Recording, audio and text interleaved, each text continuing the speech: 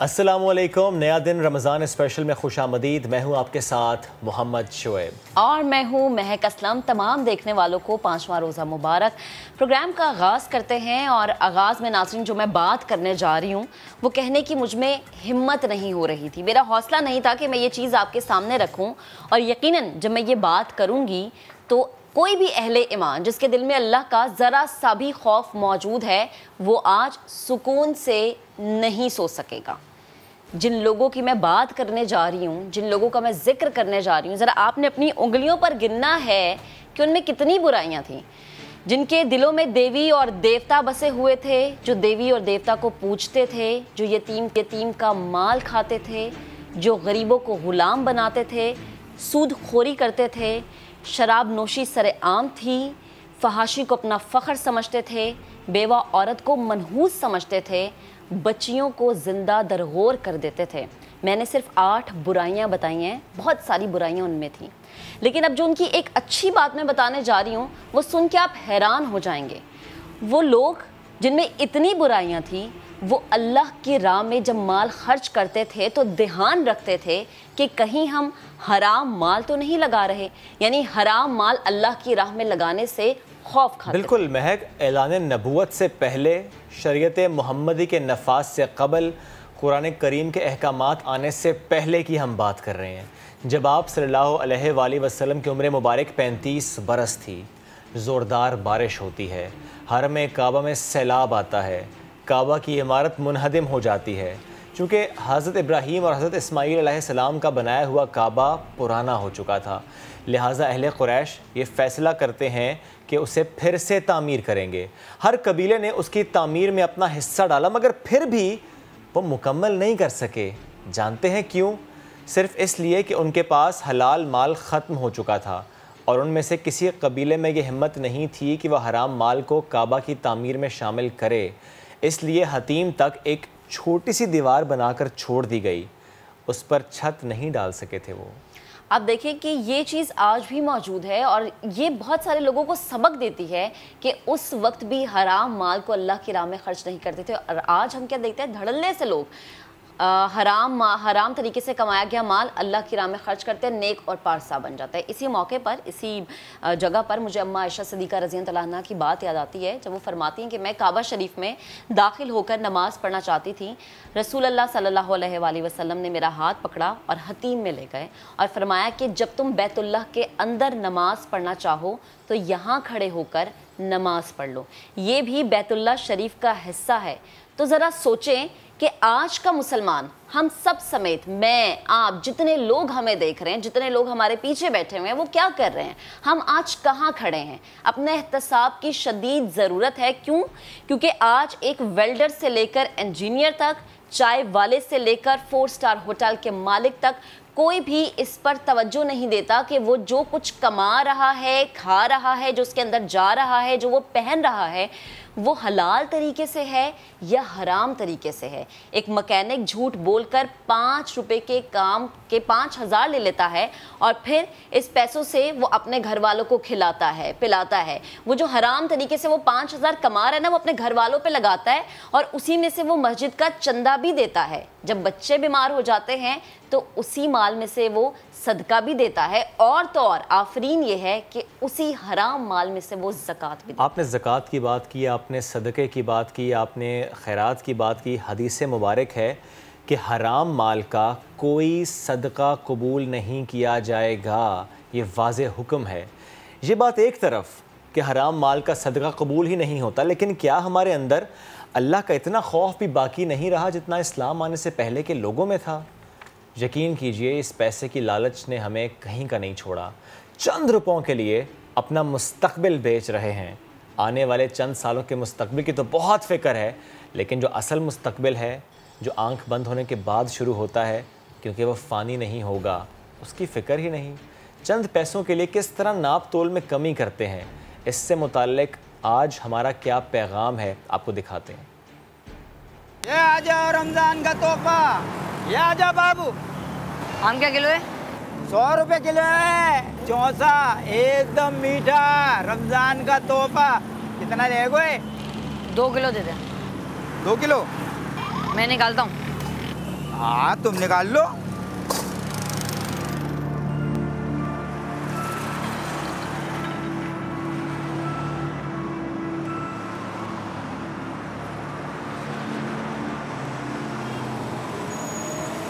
क्या कर रहे हैं आप?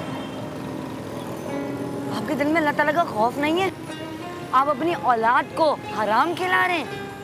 आप चंद पैसों के खातिर अपना ईमान बेच रहे हैं। अल्लाह ताला और हमारे प्यारे नबी सल्लल्लाहु अलैहि वसल्लम ने कारोबार में दयानतदारी की ताकीद की है।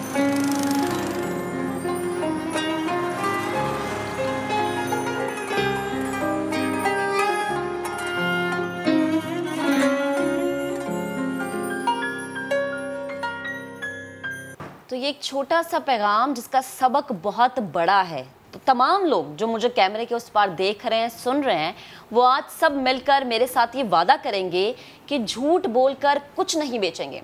क्या हो गया कि अगर हम 5-10 रुपए कम कमा लेंगे, लेकिन हमारे रिस्क से वो बरकत नहीं उठेगी। अगर थोड़ी बहुत कमी है तो यकीन करें वो कमी नहीं लगेगी, दिल को सुकून मिलेगा।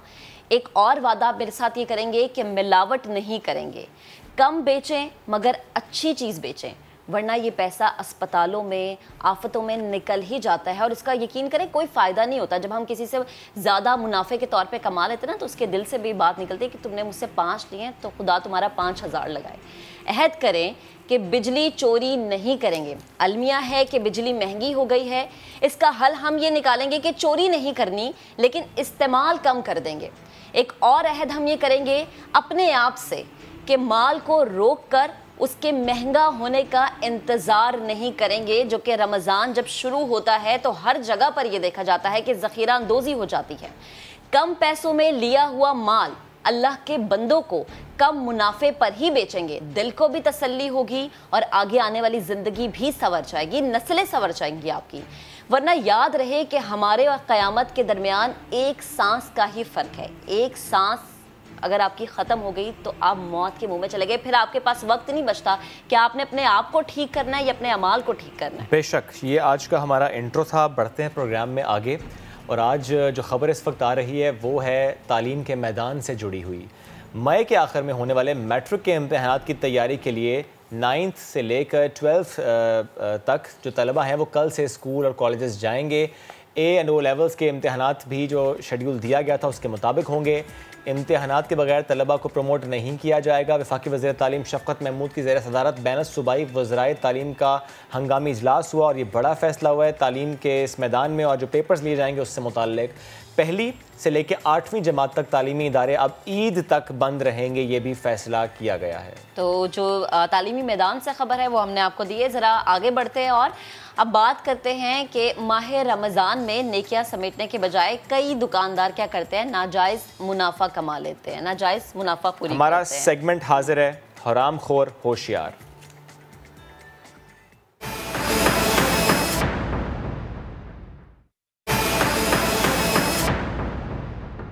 लोग चीनी के लिए तरस रहे हैं और आपने अपने गोदाम भरे हुए हैं, तो ये मिठास नहीं बल्कि आग है। नबी करीम सल्लल्लाहु अलैहि वसल्लम ने फरमाया, नफ़ा कमाने वाले को रिस्क दिया जाता है और ज़ख़ीरा अंदोज़ी करने वाले पर लानत होती है। माह रमज़ान में नेकियां समेटने के बजाय कई दुकानदार कर क्या रहे हैं, वही जिसकी बात हम रोज़ाना कर रहे हैं। नाजायज़ मुनाफाखोरी हो रही है। बाज़ दुकानदार अब जब देख रहे हैं समा का कैमरा तो आ रहे हैं, वो होश कर रहे हैं, रेट आधे कर रहे हैं। पहले मनमानी करते थे, जो कीमतें वसूल करते थे, अब जब समा का कैमरा देखते हैं, समा की टीम देखते हैं तो होश करते हैं। रोज़ाना हम ऐसे तो नहीं कहते कि होशियार हो रहे हैं मुनाफाखोर, क्योंकि आ रहे हैं समा वाले। तो जहाँ जहाँ पहुँच रहे हैं समा वाले, जहाँ जहाँ पहुँच रही है हमारी आवाज़, वहाँ से कुछ ऐसी ही ख़बरें आ रही हैं कि नाजायज़ मुनाफाखोर, जो नाजायज़ मुनाफाखोरी हो रही है वो अब नहीं चलेगी। लाहौर से शाहीन मिशाल ने रिपोर्ट तैयार की, आपको दिखाते हैं। रमजानुल मुबारक में हर कोई महंगाई की दुहाई देता नजर आता है। क्या वाकई ही सब्जियों और फलों की कीमतें 2 गुना बढ़ गई हैं? आइए जरा खरीदारी करते हैं और जानते हैं। मार्केट में सबसे पहले पूछे सेब के दाम। रेट मिला 250 रुपए किलो। सेब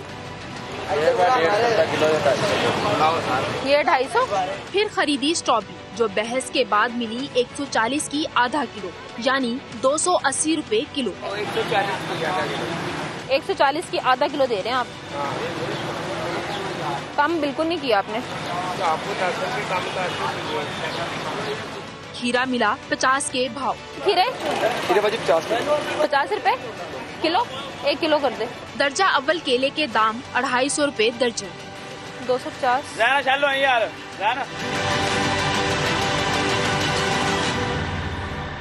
आम शहरी बनकर तो हमने खरीदारी कर ली, अब जरा कैमरे पर दोबारा उन्हीं दुकानदारों के पास जाकर दोबारा से कीमतें पूछते हैं कि क्या कोई फर्क नजर आता है। कैमरा देखते ही कीमतें मुंह के बल जा गिरी, यानी खुदा का नहीं कैमरे का डर है। 250 रुपए वाले सेब 160 पे आ गए। सेब का क्या रेट है? कौन सा वाला?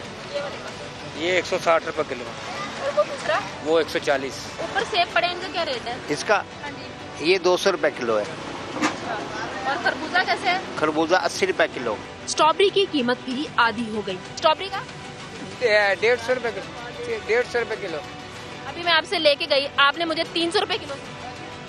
वो पता ही नहीं, आप उसने बताई है। तो मुझे आपने कहा महंगी इतनी है, मिलनी इतनी है। तो मुझे पता नहीं, वो बाजू ने रेट दसे है। खीरे और प्याज के दाम भी 10 रुपए कम हो गए। खीरे 40 रुपए किलो। और प्याज का क्या रेट है? प्याज 30 रुपए किलो। शहर में इसी तरह की नाजायज मुनाफाखोरी जगह जगह जारी है और इंतजामिया इनके सामने बेबस नजर आ रही है। कैमरामैन लियाकत बशीर के साथ शाहीन मिशाल, समा, लाहौर। तो इन दुकानदारों को शायद इल्म नहीं था कि समा वाले आ रहे हैं। आप भी समा वाले बन जाएं, किस तरह से वीडियो बनाएं, हमारे पेज पे हमें भेजें, हम चलाएंगे। आपकी आवाज़ हमारे ज़रिए बाकी लोगों तक पहुंचेगी, क्योंकि शायद अब लोगों के दिलों में कैमरे का खौफ ज़्यादा है, अल्लाह का खौफ कम है। तो खुदारा अल्लाह का खौफ ज़्यादा पैदा करे। कैमरे का खौफ तो है, अल्लाह का खौफ भी पैदा करना है। झंग लिए चलते हैं, जहाँ पर केला 200 रुपये दर्जन से ज़ायद हुआ तो लोगों ने खरीदना छोड़ दिया। इंतजामिया से अपील की है कि 100 रुपये फी दर्जन ना बेचने वालों के खिलाफ कार्रवाई की जाए।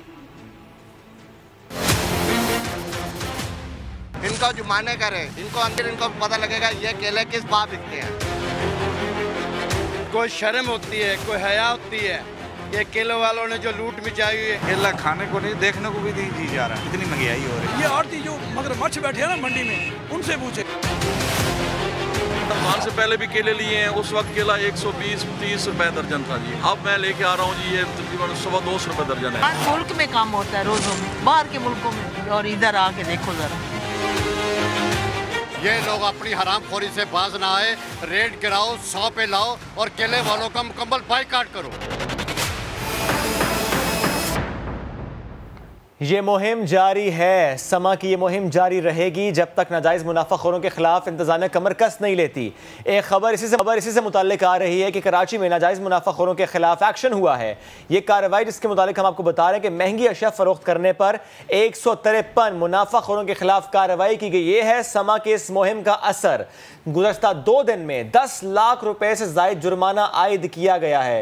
ये अहम खबर आपको दे रहे हैं। नाजायज़ मुनाफाखोरी जहाँ जहाँ पर हो रही है वहाँ पर अब कार्रवाई भी हो रही है। लगता यह है कि इस मुहिम से अब इंतज़ामिया जाग रही है, लेकिन हमारी अपील यह है कि खुद जाग जाएं। उस कार्रवाई का इंतज़ार ना करें कि इंतज़ामिया आएगी, जुर्माने करेगी, वो भारी पड़ेगा। अल्लाह की पकड़ भी बहुत भारी हो सकती है, इसलिए खुद एहतसाब करना है और हमारे आने से पहले यह आपने करना है कि नाजायज़ मुनाफाखोरी ना हो। रमज़ान मुबारक की हम बात कर रहे हैं, ऐसे में ज़ख़ीरा अंदोज़ी और गरां फरोशी तो मामूल बन जाती है और हर एक की यही कोशिश होती है कि ज़्यादा से ज़्यादा मुनाफा कमाए।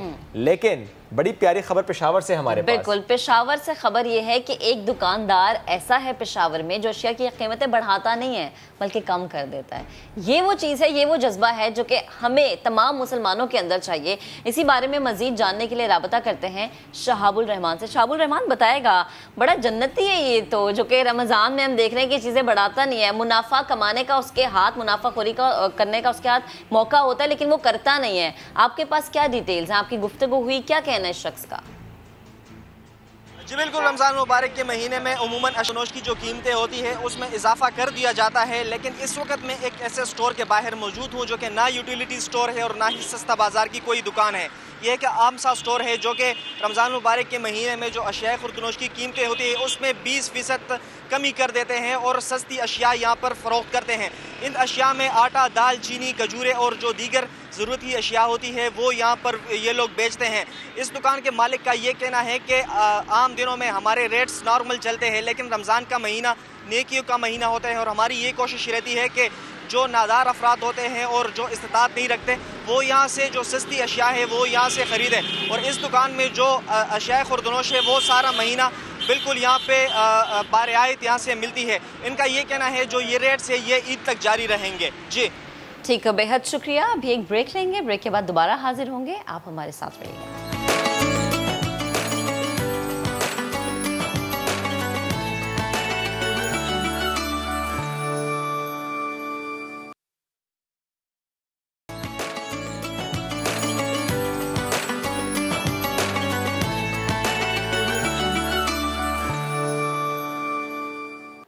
वेलकम बैक जनाब। अब ऐसी शख्सियत की बात करेंगे जो कि हमारे साथ साथ पूरे पाकिस्तान की बहुत ज़्यादा फेवरेट है। हम रीमा की बात करें, रीमा खान की।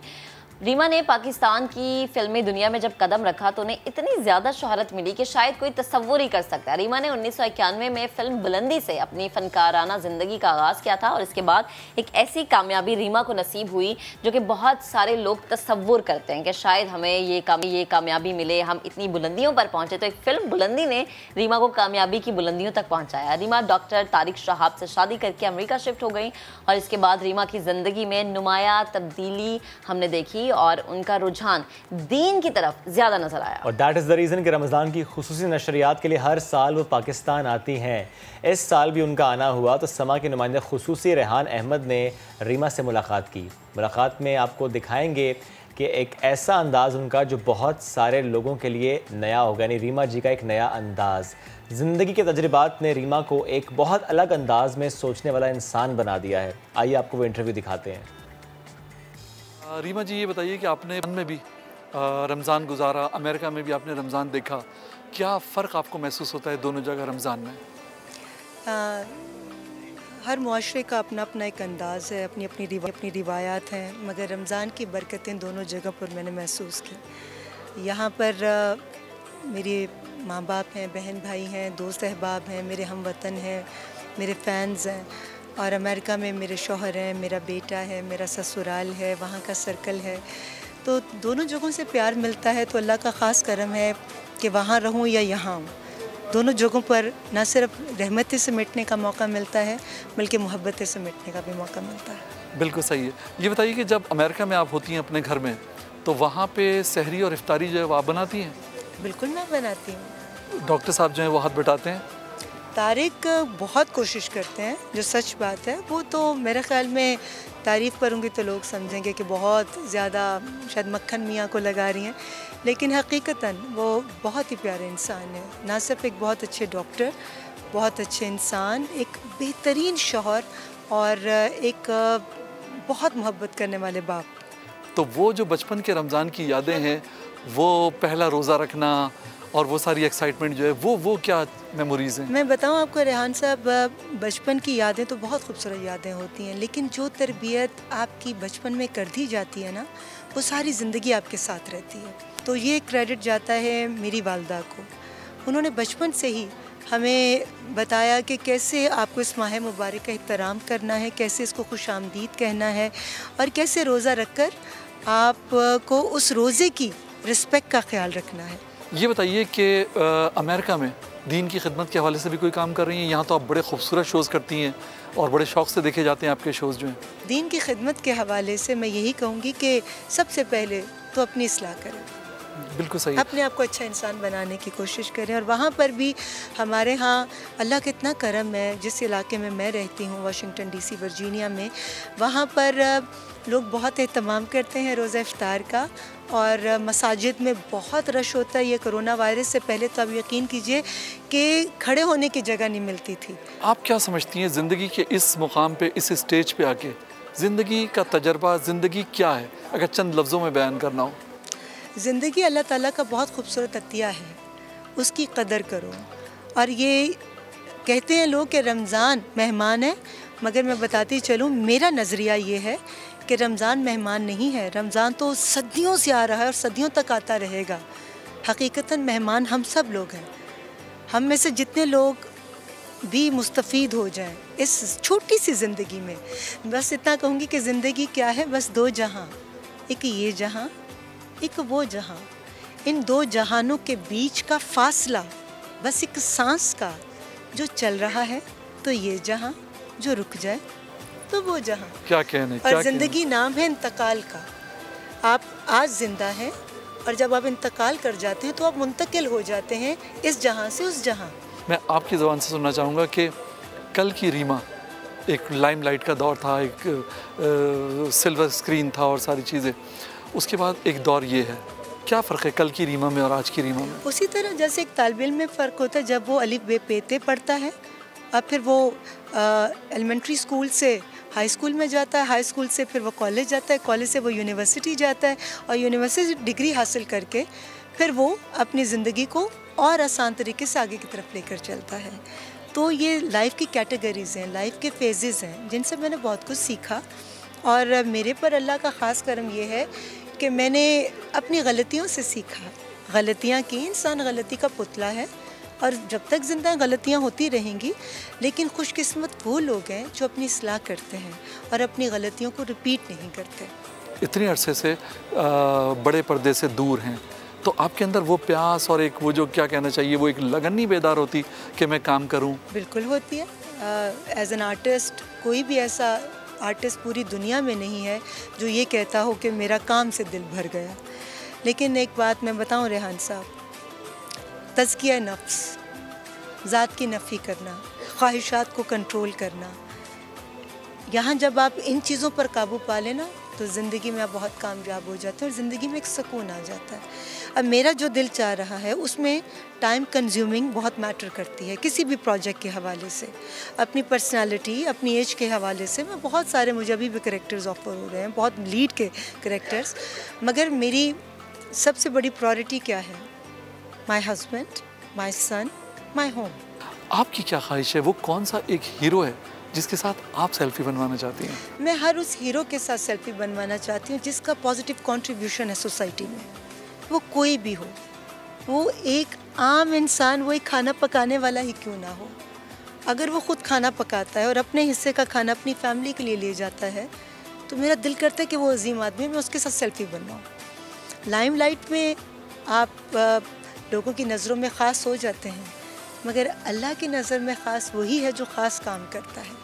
और कुछ ख़ास काम दिखा कर किए जाते हैं और कुछ बग़ैर दिखाए किए जाते हैं। तभी तो है कि अल्लाह ताला तुम्हारी नीयत देखता है, तुम्हारा दिखावा नहीं।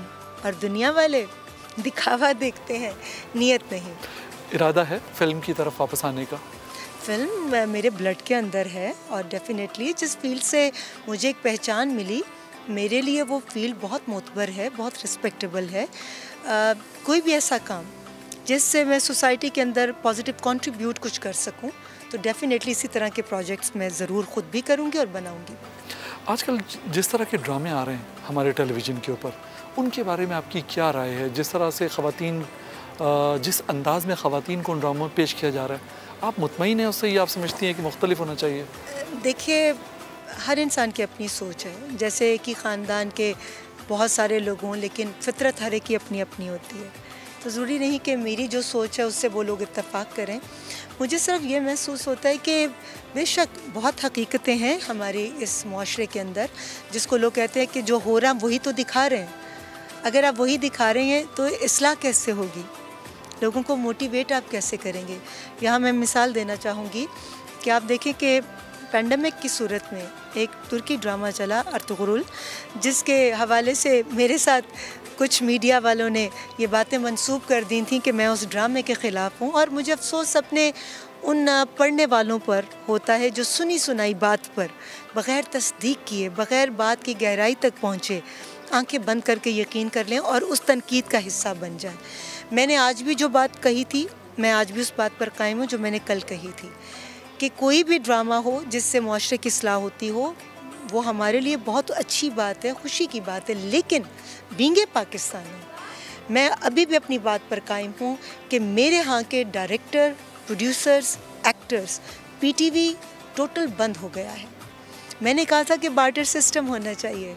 तुर्की के लोग कितने ज़हीन हैं कि वो डब करके पूरी दुनिया में अपना कल्चर, अपने आर्ट को इंट्रोड्यूस करवा रहे हैं और रेवेन्यू भी ले रहे हैं। पाकिस्तान से भी वो रेवेन्यू ले रहे हैं। आज अगर कमर्शियल्स मिलते हैं तो हमारे आर्टिस्टों की बजाय उनको मिल रहे हैं। आज अगर कोई मिसाल दी जा रही है कि देखो इस्लाम की ऐसे खिदमत करो, तो उनकी दी जा रही है। हमारे यहाँ ऐसे सब्जेक्ट क्यों नहीं बने? आर्ट के ज़रिए बहुत स्ट्रॉन्ग मैसेज डिलीवर कर सकते हैं अपनी सोसाइटी के अंदर।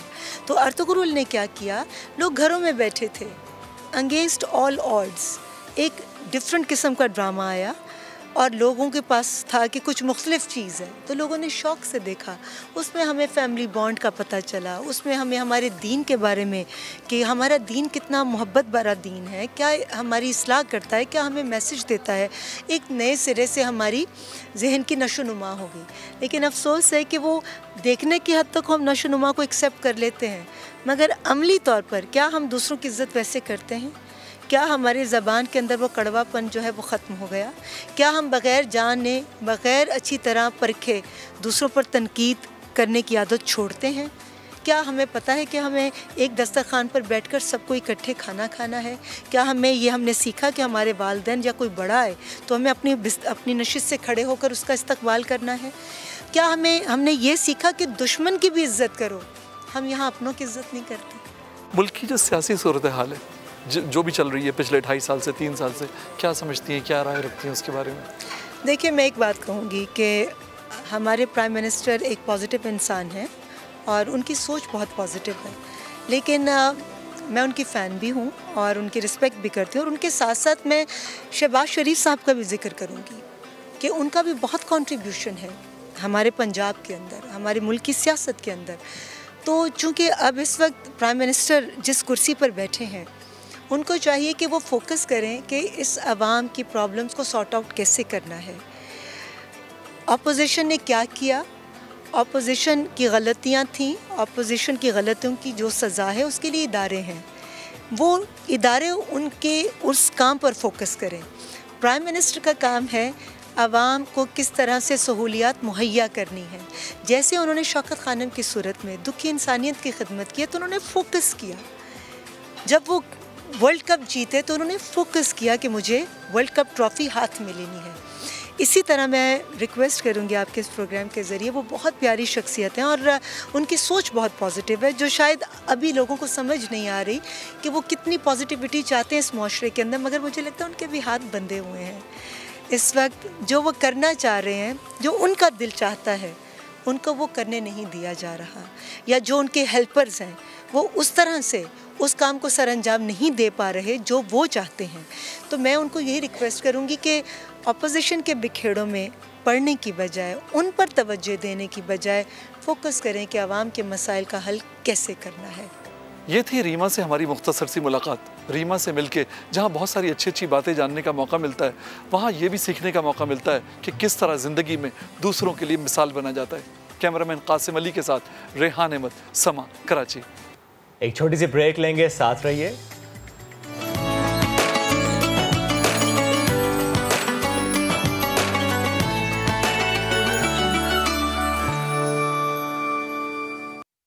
वेलकम बैक जनाब। अब एक ऐसी बच्ची की बात करते हैं जिसकी आवाज़ है कमाल की, जिसका अंदाज़ है बेमिसाल। इंसान में अगर जज्बा हो तो वो सब कुछ कर सकता है। ऐसी ही एक मिसाल आज हमारे पास मौजूद है। लाहौर की रिहायशी हैं 17 साला अस्मा, जिसने बिनाई से महरूम होने के बावजूद नात ख्वानी को अपना शौक़ बना लिया। इनकी खूबसूरत आवाज़ और कितने ज़बरदस्त अंदाज में ये डफ बजाती हैं, आयशा अता के रिपोर्ट में हम आपको दिखाते हैं।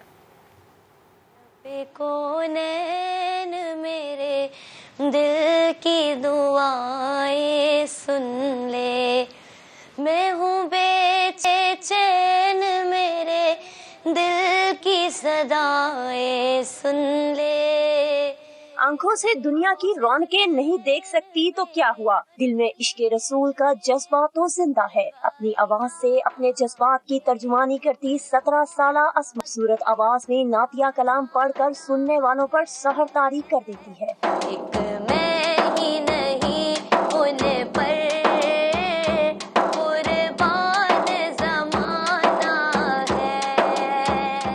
आवाज कमाल है तो दफ बजाने का अंदाज भी बेमिसाल है। उनका मंगता वो जो मंगता नहीं होने देते।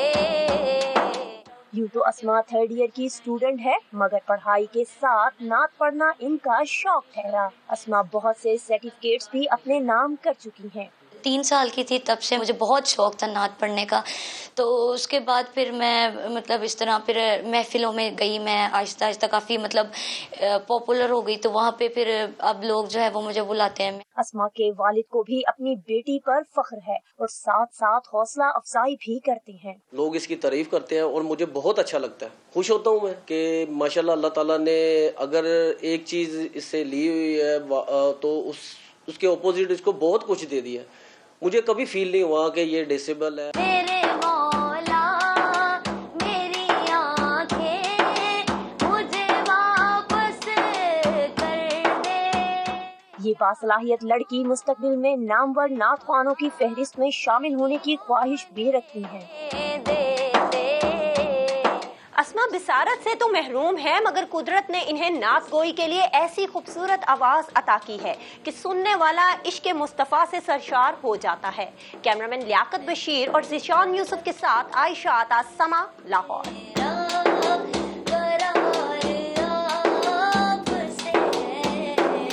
आगे बढ़ेंगे, एक और अच्छी खबर आपके सामने रखते हैं। बाज़ारों में पत्थरों और ठेलों के तजावुज़ात के खात्मे के साथ रेडी बानों के लिए बाइज़्ज़त रोज़गार का इंतज़ाम किया गया।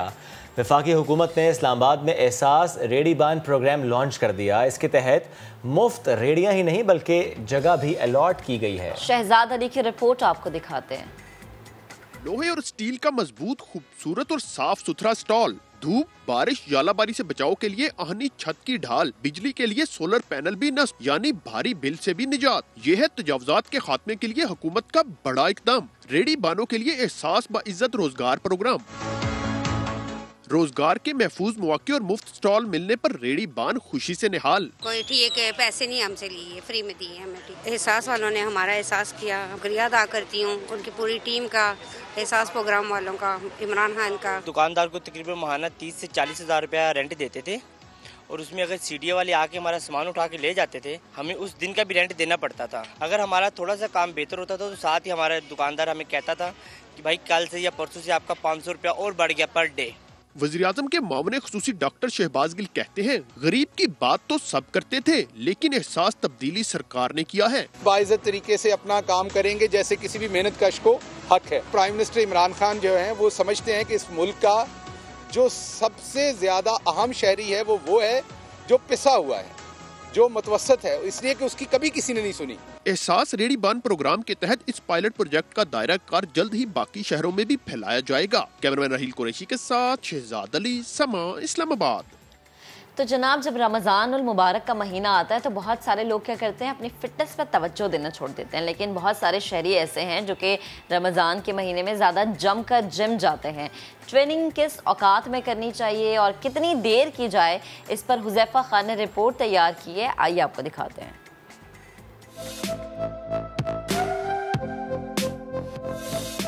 रमज़ान में दीगर मामूलात के साथ वर्जिश की टाइमिंग और वर्जिश की नौयत भी बदल जाती है। वर्जिश करने वालों की अक्सरियत अफ्तार और तरावी के बाद ही जिम्स का रुख करती है, मगर ट्रेनर कुछ लोगों को अफ्तारी से पहले ही वर्जिश करने का मशवरा देते हैं। फेट लूज करना है या फेट काटना है, उनके लिए तो रोज़े से पहले आ जाए वो ज़बरदस्त, क्योंकि सारा दिन वो भूख पे होते हैं, प्यास पे होते हैं, उनका फेट फ़ौरन जल्दी लूज़ हो जाता है। जो गेन कर रहे हैं, जो हेवी एक्सरसाइज करते हैं, वो तो रोज़े के बाद ही ट्रेनिंग कर सकते हैं। चाहे आप फिटनेस का कितना ही ख्याल रखने वाले हों, अफ्तार के दस्तरखान पर हाथ रोकना बहुत मुश्किल होता है। ट्रेनर्स कहते हैं कि फिट रहने के लिए अफ्तार में भी डाइट प्लान पर अमल करना ही बेहतर होता है। जो वेट लूज़ करते हैं ना, उनके लिए नींबू पानी हो, अफ्तार में फ्रूट वगैरह हो, बाकी जो समोसे पकौड़े वगैरह वो नहीं खा सकते। और गेनिंग के लिए जो है वो तो हर चीज़ खा सकते हैं। नौजवानों का कहना है कि रमज़ान में आम दिनों की तरह वर्जिश का मामूल बरकरार रखना मुश्किल ज़रूर होता है, मगर इसका फ़ायदा बहुत है। रमज़ान में आपकी रूटीन थोड़ी सी डिफ़िकल्ट हो जाती है, जैसे कि रोज़े के बाद तो बिल्कुल भी हिम्मत नहीं रहती जिम आने की। जिम अगर आप आते हैं तो फिर आपकी जो वीकनेस है, जो भी चीज़ें वो दूर हो जाएंगी। फिटनेस करने से होता है कि आपकी ब्लड सर्कुलेशन तो बहुत अच्छी रहती है, उसके अलावा आपका बॉडी का एक एक पार्ट्स प्रॉपरली काम कर रहा होता है। जिम आने वाली ख़वातीन भी वज़न कम करने के लिए रमज़ान को एक बेहतरीन मौका समझती हैं। कोशिश करती हूँ कि जो भी मैंने जो ज़्यादा इनटेक किया है उसको मैं यहाँ पे जो है वो यूटिलाइज़ कर सकूँ वर्कआउट से। अगर आप अच्छे जोड़े पहनते हैं, अच्छी तैयारी करते हैं, तो अगर उस हिसाब से आप मोटे हो जाते हैं तो फिर आप उस हिसाब से जो है वो आपको ड्रेस सूट नहीं करते। माहिरीन जिम में ट्रेनिंग के साथ साथ नींद पूरी करने को भी फिट रहने के लिए ज़रूरी करार देते हैं। पकौड़े और समोसे ज़रूर खाएं, लेकिन साथ साथ जिम भी आएं। शहरियों का कहना है कि रमज़ान में अच्छी फिटनेस उनको दिन भर तवाना और फिट रहने में मदद करती है। कैमरामैन आतिफ कुरैशी के साथ हुज़ैफा खान, समा, कराची। तो भाई बहुत हिम्मत है इन लोगों की। शुएब, आप जा सकते हैं रोज़ा रख के जिम? तो आपके सामने हम तो बिल्कुल 7 बजे घर पहुंच रहे होते हैं, 5 मिनट पहले घर पहुंच रोज़ा रख के बगैर नहीं जाते हैं हम। अभी हम एक ब्रेक पे जाते हैं, आप हमारे साथ। आप जिम जा रही हैं? नहीं, ब्रेक पे जा रहे हैं। अच्छा।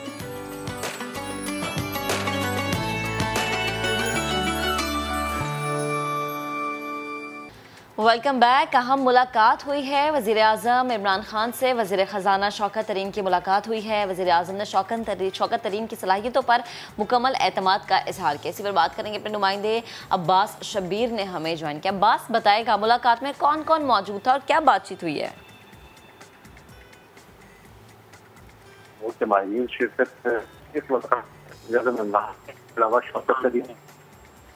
ठीक, मीडिया अरकान भी मौजूद थे इस मुलाकात। शौकत तरीन पे तो निजी टीवी पर इंटरव्यू था। अब्बास, आपकी आवाज़ गालिबन सही तरीके से हम तक नहीं पहुंच पा रही। अभी हम तस्वीरी मनाजिर भी दिखा रहे हैं। वज़ीर आज़म इमरान खान से वज़ीर ख़जाना शौकत तरीन की मुलाकात हुई है और मुलाकात 2 रोज़ कबल वज़ीर आज़म हाउस में हुई। मुआशी सूरत हाल पर गौर किया गया। वज़ीर आज़म का शौकत तरीन की सलाहियतों पर मुकम्मल एतमाद का इजहार। शौकत तरीन को 35 सालों से जानता हूँ, वज़ीर आज़म का ये कहना था। शौकत तरीन शौकत खानम अस्पताल के बोर्ड ऑफ गवर्नर्स का हिस्सा रहे हैं, वज़ीर आज़म का ये भी कहना था। और साथ ही साथ वज़ीर आज़म ने सलाहियतों पर एतमाद का इजहार भी किया। अब्बास से हमारा राबता बहाल हो गया। अब्बास, बताइएगा। देखिए, उस तबसरे पर भी सवाल हुआ जो कि शौकत तरीन की तरफ से एक निजी टीवी चैनल के इंटरव्यू में कहा गया था कि हुकूमत की माशी सूरत हाल पर जो उन्होंने बातचीत की थी, ये वजाहत शौकत तरीन की तरफ से उस मुलाकात में दी गई कि टीवी इंटरव्यू में जो कही गई बातें थी वो सिर्फ मौजूदा हुकूमत से मुतालिक नहीं थी। कम दुरानी के प्रोग्राम में माशी सूरत हाल की मुकम्मल तफसील नहीं बताई जा सकती। ये शौकत तरीन की तरफ से इस मुलाकात में वजाहत की गई। साथ साथ माशी सूरत हाल पर गुफ्तगू में माजी की हुकूमतों की जानिब भी इशारा किया गया था। वज़ीर आज़म ने शौकत तरीन की सलाहियतों पर मुकम्मल एतमाद का इजहार किया है और कहा है कि शौकत तरीन को 35 सालों से जानता हूँ। शौकत तरीन शौकत खानम हॉस्पिटल के बोर्ड ऑफ गवर्नर्स का हिस्सा भी रहे हैं। माशी मामलात में मजीद इस्तेकाम के लिए शौकत तरीन बेहतर प्लानिंग से काम करेंगे। 49 साल माशी तजर्बे की बुनियाद पर कह सकता हूँ कि माशी मसाइल का सिर्फ एक ही हल है।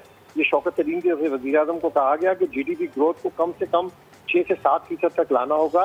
ये भी शौकत तरीन से सवाल हुआ कि क्या गवर्नर स्टेट बैंक को तब्दील किया जाए।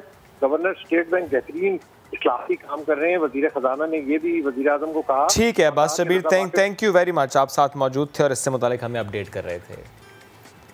रमज़ान के आगाज़ में हम देख रहे हैं कि महंगाई ने अवाम को परेशान किया हुआ है। हफ्ते भर में टमाटर, आलू, चिकन, घी समेत 16 ऐसी चीज़ें हैं जो कि महंगी हुई हैं।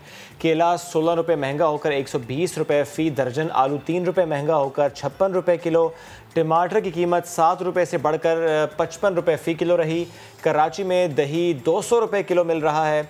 इस्लामाबाद, कराची, क्वेटा, पेशावर, यहाँ पर चीनी 100 रुपये फ़ी किलो मिल रही है। लेकिन इस सब के दौरान दालें सस्ती हुई हैं, ये एक अच्छी चीज़ है। और LPG की कीमत में भी कमी आई है। कराची और लाहौर में हमारे नुमाइंदे मौजूद हैं, उनसे बात करते हैं कि दोनों बड़े शहरों में इस वक्त क्या सूरत हाल है। सबसे पहले आपको लाहौर लिए चलते हैं। सूबाई दारुल हुकूमत में क्या सूरत हाल है बाज़ारों की। और सस्ते रमज़ान बाज़ार जब लाहौर में लगते हैं तो आवाम को बड़ी उम्मीद होती है कि बड़ी अच्छी अच्छी और साफ़ सुथरी चीज़ें मिलेंगी, महंगी नहीं होंगी। लुकमान ने हमें लाहौर से ज्वाइन किया। लुकमान, बताएगा इस वक्त आप कहाँ मौजूद हैं और जो सब्जियां हैं, जो फल है, उनकी कीमतें क्या हैं? दुनिया भर में जहाँ में भी मजहबी त्यौहार आते हैं वहाँ कीमतें कम कर दी जाती हैं। क्रिसमस हो या दीगर कई त्यौहार, वहाँ चीज़ों की कीमतें आधी रह जाती हैं। लेकिन अपने मुल्क में ऐसा नहीं है। इसको मैं एक फ्रूट की दुकान पर मौजूद हूँ और मेरी ख्वाहिश थी कि मैं कोई फ्रूट चाट के लिए सामान खरीदूँ, केले खरीदूँ, सेब खरीदूँ, लेकिन यहाँ आकर पता चला है कि मेरे लिए कोई इतना आसान काम नहीं है। वही केला जो कि रमज़ान से पहले 70 रुपये दर्जन, 80 रुपये दर्जन था, अब वो यहाँ पे 150, 200 और समटाइम इससे भी ज़्यादा इसकी कीमत है। सेब की कीमत भी तकरीबन दुगनी हो चुकी है। 100 रुपये वाला सेब जो है वो 200 का मिल रहा है। और अगर आप बात करें इमरूद की तो सरकारी रेट जो है 90 के करीब है, लेकिन 150-200 से कम अमरूद भी नहीं मिलता। और दीगर अशिया जो भी फ्रूट चाट का जीनत बनती है, स्ट्रॉबेरी हो कोई भी हो, वो चीज़ दुगनी है। इससे सब्जियों की भी कोई सूरत मुख्तलिफ नहीं है। वही टमाटर जो कि 40-50 रुपये रमज़ान से पहले मिल जाता था, अब 70 से 80 रुपये है। प्याज की कीमत भी कम नहीं, 40 रुपये पहुँच गया। इसका जो आलू है वो तो इससे कहीं आगे चला गया, 60-70 रुपये आलू मिल रहा है। गोया कि वो जो एक आसानी पैदा करनी चाहिए थी मुसलमानों के लिए। ये परेशानी है लाहौर वालों की, यही परेशानी पूरे पाकिस्तान की है। लुकमान, आपने तो अपडेट किया। इस वक्त खुर्शीद आलम ने हमें ज्वाइन किया कराची से।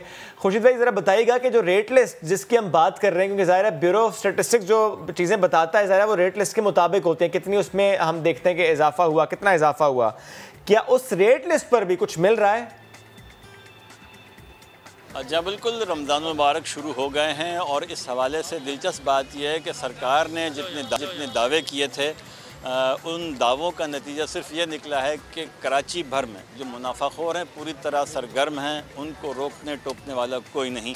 और इसकी सबसे अहम तरीन मिसाल ये है कि जो कमिश्नर ऑफिस की तरफ से हर रोज़ जो एक लिस्ट जारी होती है, इस लिस्ट के हवाले से कराची में इस बाज़ार में जहाँ मैं मौजूद हूँ, गुलशन इकबाल के ब्लॉक 7 में, इसके अलावा शहर के किसी भी इलाके में इस प्राइस लिस्ट पर ना तो सामान दस्तयाब होता है और ना ही दुकानदार आपको देने पर आमादा। सरकार ने दावे किए थे कि हम महंगाई को कंट्रोल करेंगे, मुनाफाखोरी नहीं करने देंगे, लेकिन अमलन ऐसा कहीं भी नहीं हो रहा।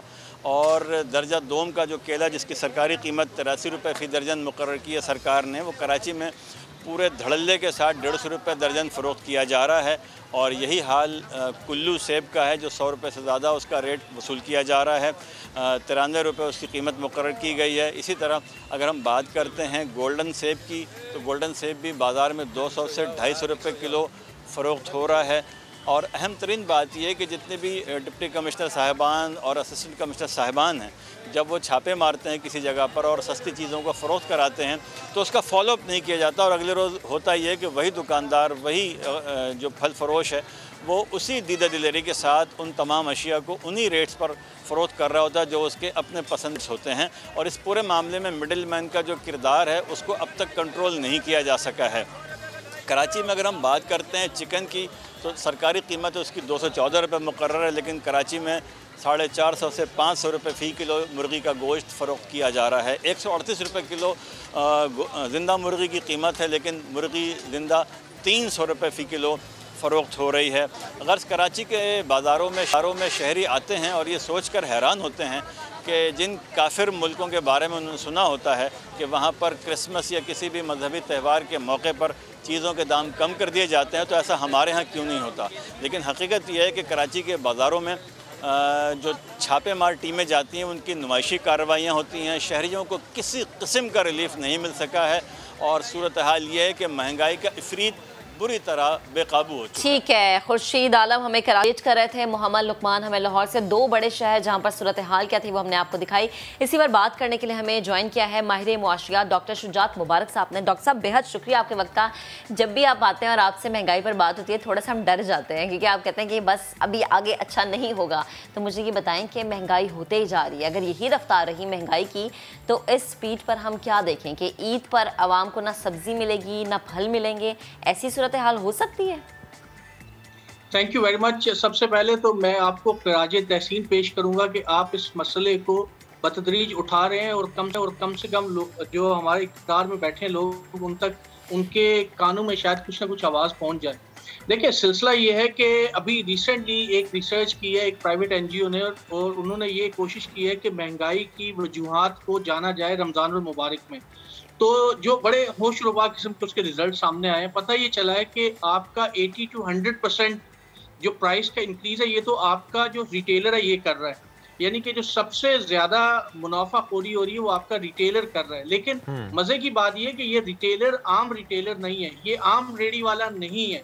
ये वो लोग हैं जो कि रमज़ान के महीने में या हर सीज़न में फ़ायदा उठाते हैं, ये स्टॉक कर लेते हैं, फ्रूट हो या सब्जियां हो या जो कुछ भी हो, और ये उन लोगों के फ्रंटमैन होते हैं जो मार्केट में आके चीज़ें बेच रहे होते हैं। तो अगर गवर्नमेंट एक चीज़ ये कर ले कि जो फ्रंटमैन, ये जो रेडियो वाले और जितने जो रिटेलर्स हैं, इनको जाके पकड़े और इनके अगर आप दाम सही करवा दें, अगर इनको आप थोड़ा सा पकड़ के झंझोड़े, तो शायद आपकी प्राइसेस जो है वो बेहतर हो जाए, नंबर 1।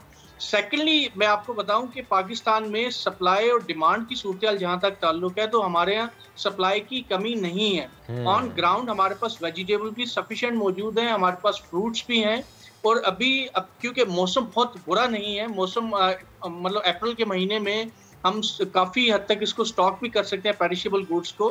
तो डिमांड एंड सप्लाई का प्रॉब्लम नहीं है, ये प्योर प्रॉब्लम है स्टॉकिस्ट का, प्योर प्रॉब्लम है ज़ख़ीरा अंदोज़ी का।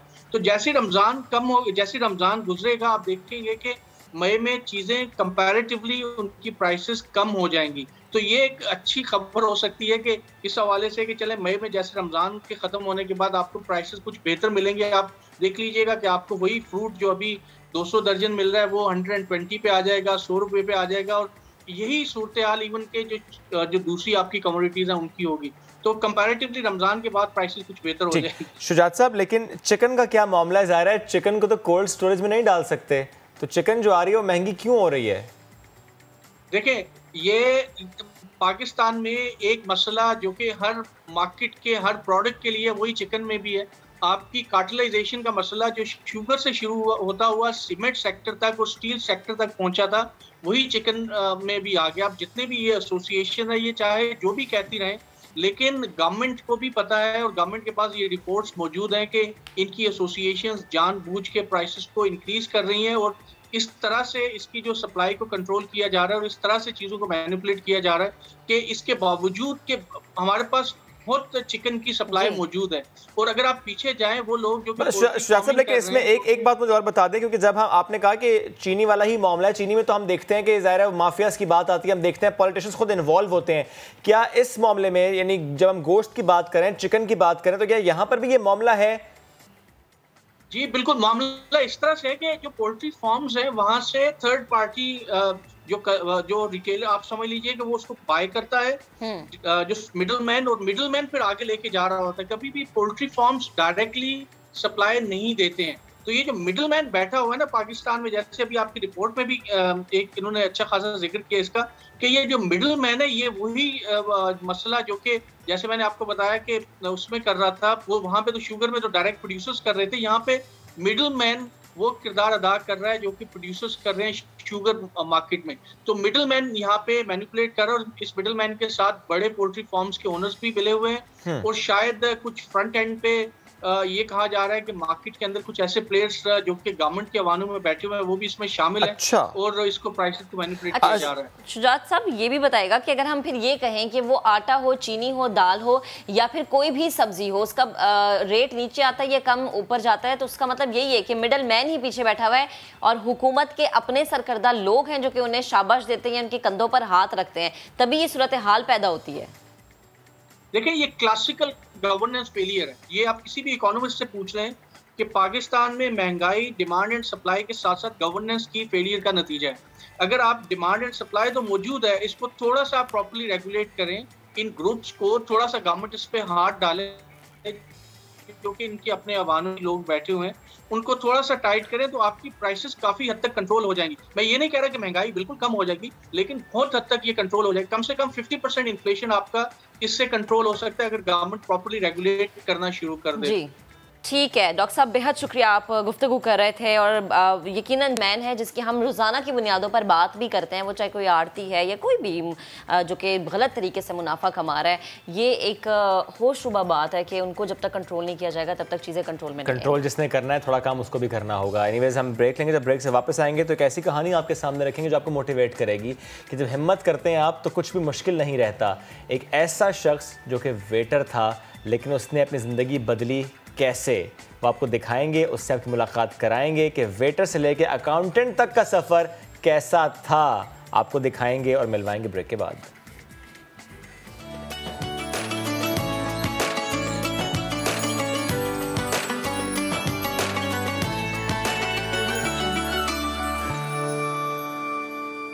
वेलकम बैक जनाब। हम सब ने सुना है, हम सब ने पढ़ा है कि मेहनत में अजमत है।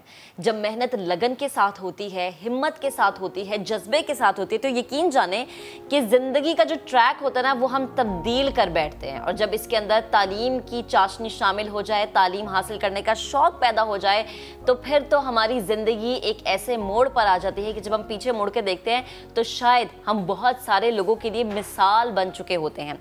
आज हमारे साथ एक ऐसी शख्सियत मौजूद है। शख्सियत के अलावा मैं ये कहूँ कि एक ऐसा सबक हमारे साथ मौजूद है, एक ऐसा रोल मॉडल हमारे साथ मौजूद है जिनसे जितना सीखें उतना कम है। हम अंसर अली की बात करें जो कि वेटर से उन्होंने अपने सफ़र का आगाज़ किया और अपनी हिम्मत, अपने जज्बे, अपने हौसले से वो आज उस मकाम पर हैं कि उनकी माँ को उन पे फ़ख्र है, उनके घर वालों को उन पे फ़ख्र है, उनके दोस्तों को उन पे फ़ख्र है।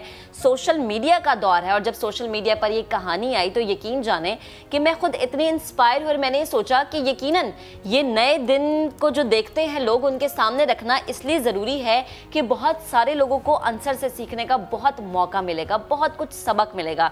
कि जब कभी हम ज़िंदगी में उदास हो जाते हैं और सोचते हैं कि जिस जगह पर है शायद इससे हम आगे नहीं बढ़ पाते और सिर्फ ख्यालात में हम अपने ख्वाबों को पूरा करते हैं, तो उस वक्त अंसर जैसी शख्सियत हमारे सामने आती है, हिम्मत बन के, मिसाल बन के, हौसला बन के, कि उन्होंने जो कर दिखाया वो यकीनन मैं ये तो नहीं कहूँगी कि नामुमकिन था क्योंकि इस दुनिया में कोई भी चीज़ नामुमकिन नहीं होती, लेकिन मुश्किल ज़रूर था। रास्ते बंद थे, अंधेरा था, अंसर को कुछ नज़र नहीं आता। ऐसे में कुछ लोग, स्पेशली उनके दोस्त सलार, जिनका मैं जिक्र करना यहाँ पे ज़रूरी समझूंगी, उनके वो दोस्त मशले राह बन के उनके आगे आए और उनका हाथ थामा और ले गए उस जगह पर जहाँ अंसर सिर्फ सोच सकते थे। उस सोच को उनके दोस्तों ने पूरा किया और आज अंसर मशले राह बने हुए हैं शुएब, हम जैसे बहुत सारे लोगों के Exactly. और जिसने आपने भी सालार का जिक्र किया क्योंकि सालार हैं जिन्होंने ये सारी की सारी कहानी ट्विटर अकाउंट पर शेयर की। आज अंसर अली हमारे साथ मौजूद हैं, उनसे गुफ्तगू करेंगे। अंसर, समा का सलाम है आपको कि आपने जिस हिम्मत से, जिस हौसले से, जिस लगन से, जिस जुस्तजू से अपनी मंजिल की जानिब कदम बढ़ाए वो सीखने लायक बात है। अंसर, मैं चाहता हूँ कि मुझे ज़रा बताएं कि तालीम का शौक़ था, तालीम चल रही थी, रब्त टूटा, 9th क्लास में रब्त टूटा, सर का ताज ज़ायरा चला गया, आपके वालिद साहब का इंतकाल, और उसके बाद मुश्किलात ने आपको आन घेरा। फिर ये आप एक ढाबे में जिस तरह आप लोगों को सर्व करते थे फूड, उसके बाद फिर से एक रास्ता नज़र आया और आप उस पर चले। मैं चाह रहा हूँ ये सारी जो कहानी है वो हम आपसे सुन सकें, हमारे नाज़रीन आपसे सुन सकें कि वो सारा का सारा जो मंज़र अभी भी आप रिकॉल करेंगे तो आपको ज़ाहिर याद आता होगा कि वो मुश्किलात, वो अंधेरा, लेकिन उसके बाद भी आपने अपना सफ़र जारी रखा। So Bismillahirrahmanirrahim, thank you so much for inviting me. So first of all, जब मैं 10th क्लास में पढ़ रहा था तो during the 10th class my father was died and after my completion matric, so my mother said me तो कहती, मुझे माँ मेरी कहती है कि आप अब सिर्फ वैद अब आप ही घर में बड़े हैं और आप ही सिर्फ अभी हमको लेके चलेंगे। तो मैंने एक्चुअली मैं भी यही सोच रहा था क्योंकि अभी मुझे कुछ नज़र नहीं आ रहा था आगे कि आगे जैसे कि मैं कॉलेज में एडमिशन लेता तो मेरे पास कोई रिसोर्स थे, तो डेफिनेटली मुझे ये नज़र आ रहा था सपोर्ट करने वाला घर वालों को कोई नहीं, तो मुझे काम करना पड़ेगा। तो मेरा एक वो कज़न है वो ज़ाकिर तिका पे ऑलरेडी काम कर रहा था, तो मैंने अम्मी ने कहा चलें फिर हम वो कज़न से बात करते हैं। तो कज़न को अम्मी ने कॉल की कि आंसर अब मैट्रिक होगी, अब फ्री है, तो इसके लिए कोई काम वगैरह ढूंढ दे। तो कज़न ने मेरे कहा चले मैं आपको कुछ दिनों तक बताता हूँ। तो उसने कुछ दिनों तक मुझे बताया कि आंसर ठीक है, मैंने ओनर से बात कर ली है, तो आप ना आगे ज़ाकिर को ज्वाइन कर लें। तो मैंने ज़ाकिर को ज्वाइन किया। तो मेरे एक्चुअली जब मैं गया था तो वालदा ने एक बात की थी कि बेटा हमेशा लोगों के साथ प्यार करना, किसी के साथ कोई किसी किस्म का झूठ नहीं बोलना। और अंसर माजरत मैं आपको रोक रही हूँ आप बहुत से लोगों के लिए मिसाल बन चुके हैं। आप आज जिस जगह पर बैठे हैं बहुत सारे लोग सोचते हैं बैठना। आपने अपनी माँ की उस बात को वो कहते हैं ना कि एक दिल में बिठा लेना, पल्लू से बांध लेना, जहन नशीन कर लेना, आपने उसको रट लिया। लेकिन मैं वो चीज़ जानना चाहती हूँ, जाहिर सी बात है कि जब बाप का साया उठता है, वो ठंडी छाँव जब आपके सर से उठ जाती है ना, तो मुआशरे की वो तलखियाँ और वो जो जालिम मुआशरा हमारा है ना, वो जब सामने नज़र आ रहा होता है तो एक खौफ होता है दिल में। तो उस वक्त क्या खौफ था? बहन भाई जो घर में हैं उनको देख के क्या सोच आती थी? एक्चुअली मेरा बस एक ही एम था, क्योंकि जब हम लोग गांव में रहते थे तो अम्मी के साथ जब मैं बाज़ार जाता था ना, तो अक्सर गांव के अंदर ये जो बिजली का बिल आता था तो वो ज़ाहिर सी बात है वो किसी सिटी में जाके वो जमा करवाना होता था। तो मैं अम्मी के साथ जब बैंक में जाता तो अम्मी मुझे सिर्फ एक बात बोलती थी कि बेटा आप भी कभी ना इस जगह पे आओगे। अच्छा। तो मेरे अंदर वो वाली एक माँ की जो मोटिवेशन होती थी, और मुझे ख़ुद भी पढ़ने का शौक़ था कि मैंने पढ़ना है। तो जब मैंने एक चीज़ तो थी कि मैंने सपोर्ट भी फैमिली को करना था और मैंने अपने मकसद को भी पूरा करना था। और सबसे बड़ी जो बात थी वो अल्लाह ताला का शुक्र है, जहाँ पे मुझे जॉब मिली थी ना ज़ाकिर पे, और वो ऐसी जगह थी कि मेरा जो एम था क्या उसको मोटिवेशन मिलती रही है। क्योंकि मैं ऐसे लोगों के अंदर चला गया था कि मैं अब अपने ये चीज़ में सोचता था कि मैं ये तो नहीं है कि मैं अगर पढ़ नहीं रहा तो मेरे साथ कोई मुझसे पढ़ने लिखने वाले लोग भी नहीं। तो मैं सिर्फ यही चीज़ जज कर रहा था कि ठीक है, अगर आप पढ़ नहीं रहे तो आप इस सोसाइटी के अंदर आप काम कर रहे हो जहाँ पे मतलब एक पाकिस्तान की नंबर 1 यूनिवर्सिटी है, वहाँ पे लोग आप उनसे साथ कम्युनिकेट करते हो और उनके मसलन है उनसे साथ बातें करते हो। मतलब वो वाला जो मेरा एक एम था ना, वो मेरा मोटिवेट रहा है। अच्छा अंसर, यानी ये जो बात आप कर रहे हैं लम्स के पास ज़ाकिर का, वहाँ पर आप काम कर रहे थे, और लम्स ज़ाहिर एक ऐसी यूनिवर्सिटी है जहाँ पर पाकिस्तान की क्रीम आती है, बहुत काबिल स्टूडेंट्स आते हैं जो वहाँ से फिर तालीम हासिल करते हैं। थोड़ा सा मुझे बताएं कि दोस्तियाँ हुई, कुछ ऐसा हुआ कि कुछ स्टूडेंट्स दोस्त बन गए हों, रोज़ाना आते हो, रोज़ाना आप उनसे गुफ्तगू करते हो, या उन्हें महसूस हो गया हो कि अच्छा ये अंसर चाहता है कि हमसे बातचीत करे, उनको भी ये फील हुआ हो? सर एक्चुअली मैं आई एम ऑलरेडी डिस्कस्ड, जब मैं लोगों के साथ बात करता था ना, तो वो जैसे जैसे with the passage of time लोग मुझे ये कहते थे कि अंसर आप पढ़ क्यों नहीं रहे। अच्छा। तो ज़ाहिर सी बात जब मेरे से वो क्वेश्चन करते थे तो मैं अब उस पर चुप हो जाता था, क्योंकि मैंने अब मेरे पास कोई रिसोर्स नहीं था। क्योंकि सबसे जो बड़ा बेनिफिट था ना, मैंने लोगों को इज्जत दी है। वहाँ पे जितने भी लोग थे ना, मैंने सबके साथ ऐसे ही बिहेव किया है जैसे कि एक अपना भाई के साथ करते हैं लोग। तो मैंने सबके साथ मोहब्बत की है। और एक टाइम ये भी होता था कि कुछ लोग कुछ स्टूडेंट्स आते थे और ऑर्डर के लिए, मुझसे कुछ चीज़ खाने के लिए, तो जो मेरे साथ वाले वेटर होते हैं ना, वो साइड पे हो जाते थे, क्योंकि उनको पता होता था कि इनसे टिप नहीं मिलनी और हमने इनका ऑर्डर नहीं लगाना। तो मैंने ये चीज़ नहीं सोची होती थी कि मैंने यही सोचा था कि मैं अपनी ड्यूटी भी हूँ, मैंने अपनी ड्यूटी को ऑनेस्टली मैंने इसको करना है। बिल्कुल। तो मैंने जो भी आया ना, जो भी स्टूडेंट आया, चाहे उसने टिप दी या नहीं दी, क्योंकि मैंने उन लोगों से प्यार किया हुआ था। क्योंकि मुझे पता था मुझे इस पे ना मिलेगी तो मुझे और कहीं से मिल जाएगी।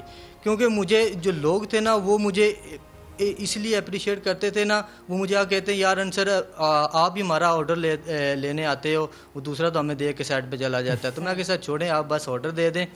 तो बाकी बाज़ औक़ात कुछ स्टूडेंट ऐसे भी आते थे, अगर थोड़ा सा आगे पीछे होता था ज़ाकिर पे, तो वो लोग मेरा वेट करते थे। कहते हमने सिर्फ अंसर को ऑर्डर देना है, अगर वो आएगा तो हमने उसको ऑर्डर देना। बाज़ औक़ात लम्ज़ के जो प्रोफेसर होते थे ना, इवन कि वो भी मेरा वेट करते थे कि जब तक आंसर आएगा हमने सिर्फ उसी को ऑर्डर देना है। सर ये वही चीज़ है ना, आपकी माँ ने आपको सिखाया कि मोहब्बत से पेश आना है, ईमानदारी से काम करना है और आपने इज्जत देनी है लोगों को, और इन रिटर्न आपको बदले में वही चीज़ें वापस भी मिलती गई।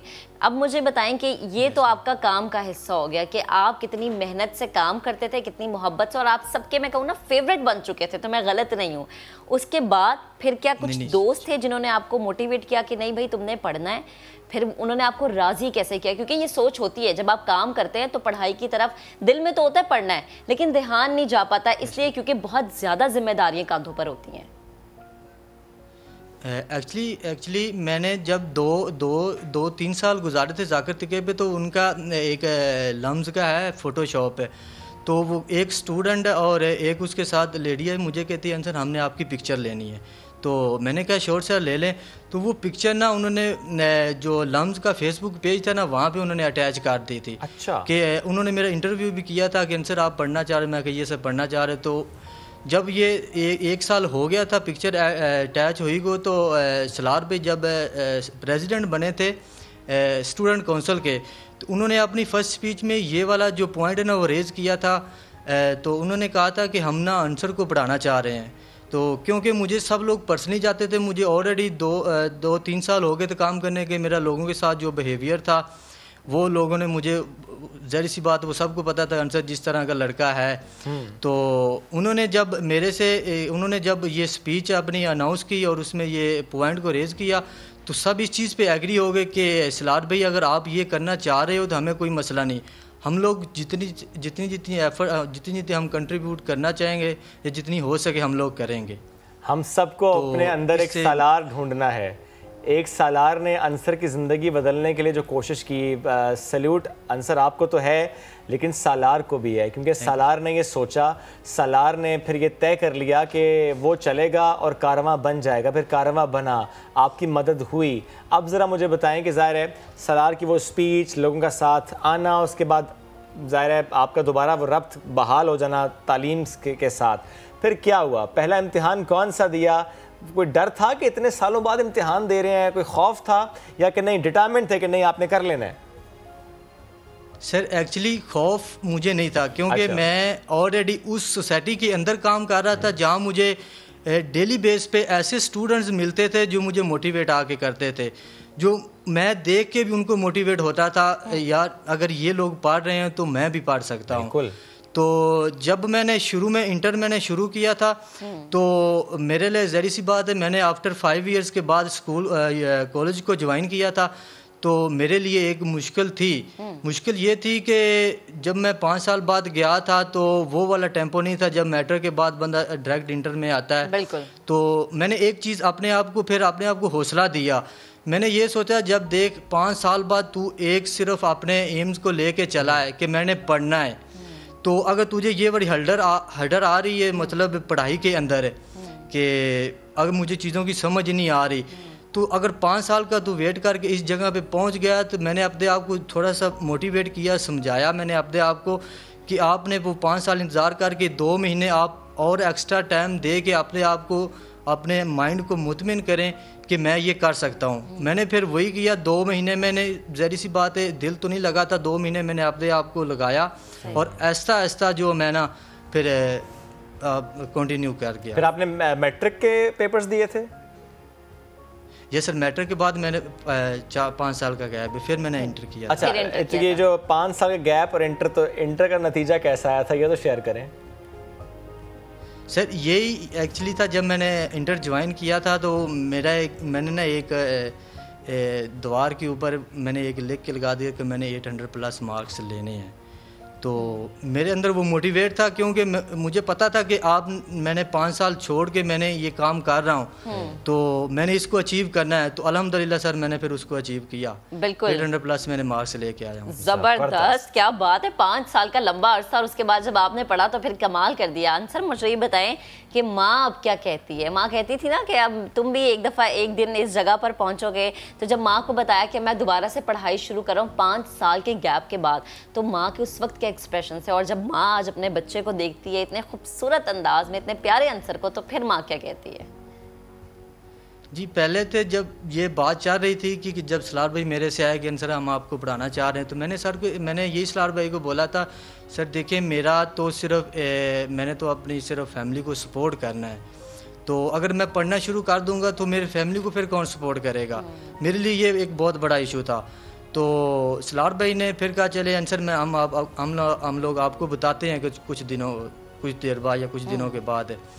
तो सलार भाई ने कहा कि आंसर आप इधर ज़ाकिर दिक्का पे रह के कितने कमा लो, तो मैंने फिर उसको एस्टीमेट लगा के दिया कि सर मैं इतना कमा लेता हूँ। तो फिर हमारी एक अमाउंट डिसाइड होगी थी कि 30,000 कि हम आपकी फैमिली को सपोर्ट करेंगे, आपके जो एजुकेशन पे एक्सपेंस आएगा हम वो आप सेपरेट आपका पेयर करेंगे।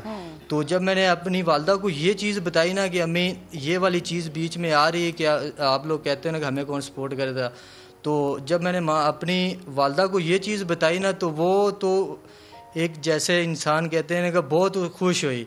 वो ये कहती थी कि आंसर जो आपका मकसद है ना एक तो वो भी पूरा हो रहा है और जो हमें भी जो सपोर्ट चाहिए थे हमें वो भी मिल रही। तो उस वक्त जो मेरी माँ की मसलन जो जज्बात थे ना वो बहुत अच्छे थे।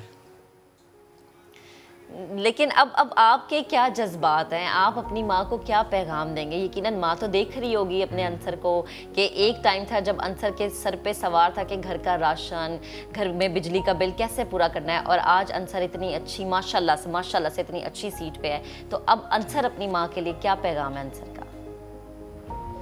मैं बस यही माँ के लिए दुआ करना चाहता हूँ कि अपनी माँ के लिए अल्लाह पाक हमेशा उसको सलामत रखे और उनका साया हमारे पे सलामत रहे। और मैं उन माओं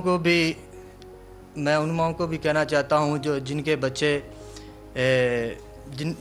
बच्चे इस तरह के फेस में गुजर हैं, वो उनको मोटिवेट रखें, कहीं ना कहीं उनको ऐसा हौसला देते रहें कि वो अपने मकसद की तरफ जाते रहें। सलार मुझे बताएं कि अब आप अकाउंटेंट हैं, ऐसा ही है?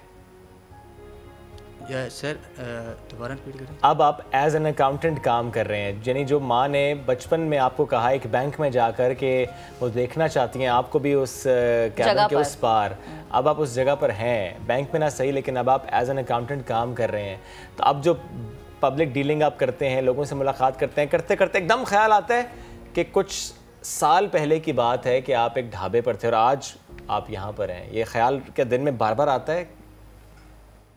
सर एक्चुअली वही ना, जब माँ एक चीज़ सोच लेती है ना कि मैंने अपने बेटे को ये बनाना होता है तो फिर अल्लाह ताला माओं की दुआएं कभी रद्द नहीं करता। तो फिर ऑटोमेटिकली मुझे वही वाली फील्ड चूज़ करनी पड़ी, क्योंकि मेरा 5 साल का गैप था, मुझे इंटर करनी पड़ी थी क्योंकि मेरे पास कोई और अपॉर्चुनिटी नहीं थी। तो मेरे पास सिर्फ इंटर के बाद मैंने फिर BS अकाउंटिंग एंड फाइनेंस को ज्वाइन किया। तो एक्चुअली मुझे फिर वही वाली फील्ड मिल गई थी जिसके अंदर और ये एक मुश्किल फील्ड आपने चूज की, अकाउंटिंग एंड फाइनेंस बहुत टफ है।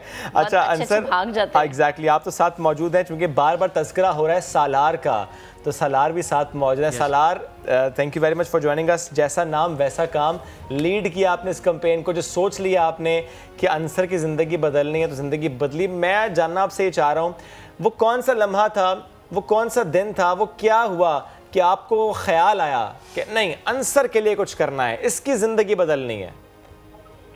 जी थैंक यू सो मच। एक तो इसमें ये कि मतलब मैं हरगिज़ ये नहीं कहूँगा कि ये मेरा एक्सक्लूसिवली इनिशिएटिव था एनीथिंग उस तरह से। बस ये है कि हम सारों ने इसकी मिल की कहानी जब देखी तो इसमें अंसर खुद इतना हम लोगों के लिए स्पेशल था कि हम इतने मुतासिर हुए इसकी कहानी से। तो जब वो मौका पेश आया कि हम सब मिलकर सोच रहे थे कि हम ऐसा क्या कर सकते हैं कि जो लम्स की कम्युनिटी को हम वापस दे सकें, तो वो तो मतलब एक ही सब यूनानिमसली यही कह रहे थे कि ये हम अंसर को स्कूल भेजेंगे। और बस उसमें फिर ये है कि अंसर ने खुद इतनी हिम्मत की और साथ साथ इतने ज्यादा लोग थे जो कि पहले स्टूडेंट्स थे वहाँ पर, फिर वो बड़े हो गए क्योंकि इतना टाइम से पूरा चलता आ रहा था, तकरीबन 5-6 साल हो गए। उन लोगों ने फिर साथ साथ वो उनकी नौकरियां स्टार्ट हुई तो उन्होंने भी किया। तो ये बहुत मतलब इसकी खूबसूरती ये थी कि जिस तरह से सब लोग इकट्ठे मिलकर सब लोगों ने साथ दिया इस पूरी चीज का।